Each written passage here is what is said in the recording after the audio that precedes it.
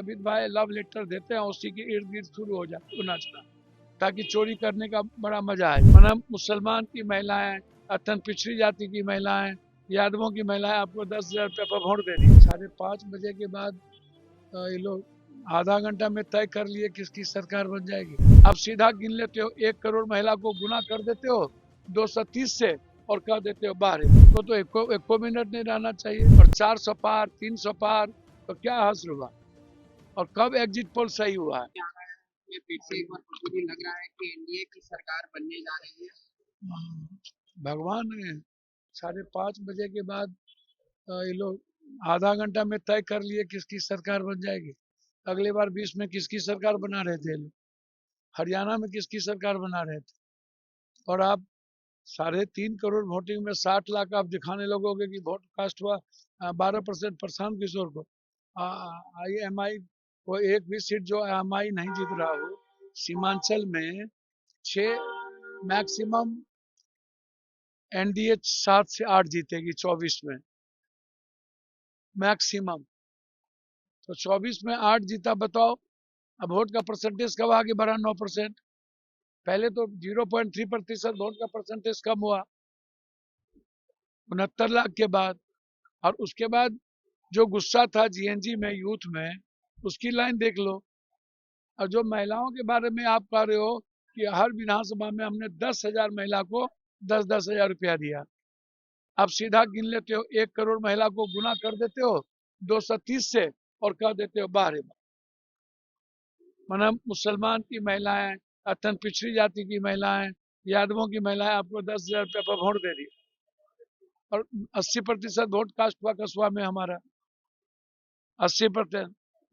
और लगभग 79 किशनगंज में हुआ, अररिया हुआ। तो वोट कास्ट बढ़ा, 9% बढ़ा कब? जब हम सीमांचल और कोसी उस इलाके में गए तब वोट परसेंटेज बढ़ा। पहले तो वोट परसेंटेज घटा। तो वो वोट परसेंटेज किसका है? जीएनजी जो गुस्सा में वोट दिया, वो वोट परसेंटेज किसका है? आप जरा हमें बताओ। तो भैया, आप जो बैठे बैठे एग्जैक्ट पोल क्या होगा वो तो देखोगे ना भाई। हाँ, अगले बार भी 9 सीट जबरदस्ती जीत के आपने सरकार बनाई। अब चोरी करके ही 2,000, 3,000, 500, 1,000 वोट को फिर से आप सत्ता के द्वारा दुरुपयोग करिएगा, वो तो बिल्कुल अलग बात। वो सत्ता है तो आप नंगा खेल खेल लेते हैं, लेकिन जनता के बदौलत तो आपके पास कुछ भी नहीं है। बदलाव हमें दिखा है। मैंने जितना बिहार का दौरा और मोटरसाइकिल से, मैं तो कह रहा हूँ जितना मैंने देखा उसमें बदलाव। इस बार न्यू जनरेशन जो है वो बदलाव चाहता है। आप इसको चाहे समझिए। सत्ता पक्ष वाले लोग कह रहे हैं कि महागठबंधन की हार होने वाली है, इस वजह से वो एक एग्जिट पोल को नहीं मान रहे हैं।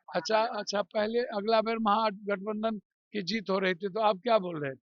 और 400 पार, 300 पार, तो क्या हासिल हुआ? और कब एग्जिट पोल सही हुआ है ये भी बता दो। एक बार इंडिया टुडे चाणक्य के एग्जिट पोल के बाद कब सही हुआ? और 400, 350 पार तो सब दिखा रहे थे अगले बार मोदी जी को। तो क्या हुआ? ये बैठ करके 10 मिनट में 5 बजे के बाद शुरू कर देते हो, आधे घंटे में एग्जिट पोल। अब वोट कास्ट होता है 7 बजे तक, 6 बजे तक, 8 बजे तक। तो बिना जाने बिना समझे पहले से तय कर लेते हो। और एक अमित भाई लव लेटर देते हैं, उसी के इर्द गिर्द शुरू हो जाए तो नाचना, ताकि चोरी करने का बड़ा मजा आ जाए। आपको ऐसा लग रहा है कि जो वोटिंग पोल है वो जब मुझे बिल्कुल सट्टा बाजार है, माल कमाने का रास्ता है। अलग अलग तरीके से बात करते हो, महिला महिला चिल्लाते हो, यूथ को देखते ही नहीं हो। तो यूथ को भी तो देखोगे। बिहार के बारे में भी तो देखिए। मैं तो इतना समझता हूँ, मुझको जो समझ है 12 मिनिमम इंडिया गठबंधन 12-13 से तो नीचे की कोई संभावना ही नहीं है। मैक्सिमम 19 से 23 इंडिया गठबंधन जाएगा ही जाएगा, 24 भी जा सकता है।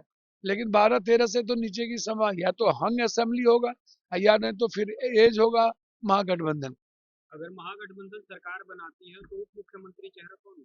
उसमें तो है ही डिप्टी सीएम साहब हमारे सैनिक जी, उसमें क्या दूसरे कौन? दूसरे तो महादलित और माइनॉरिटीज दोनों है ही, उसमें कोई बहस है क्या?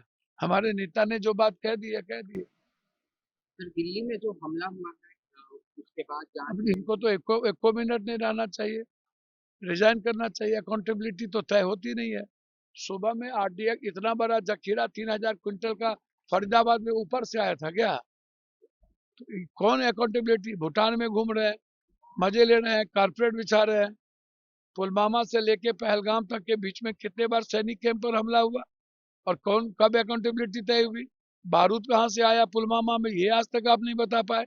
क्या आप बैठे हुए थे क्या कि लाल किला जहाँ से पीएम भाषण देता है वहां पर आप इंतजार कर रहे थे? अब फिर वो शुरू कर दिए जवाब देंगे, तो दीजिए ना जवाब। कब जवाब दिए हैं? पुलवामा में जवाब दिए क्या? पहलगाम में जवाब दिए क्या? हद ही हो गई भाई।